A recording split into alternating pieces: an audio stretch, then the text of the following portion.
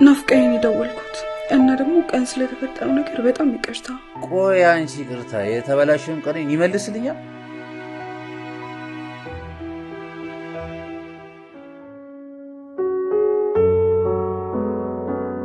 ለውጥ የማታመጣበት ነገር ለጊዜን ከምታባክን ዝም ማለቱ ሳይሻል አይቀርም። የደንቆሮ ለቅሶ መልሶ መላልሷል።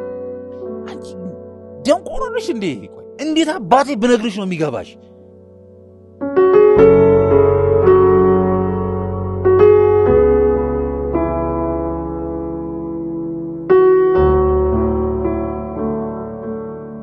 እሺ ወዴት ነው ጥላኝ የምትሄደው? ሰላም ይሁን ማለት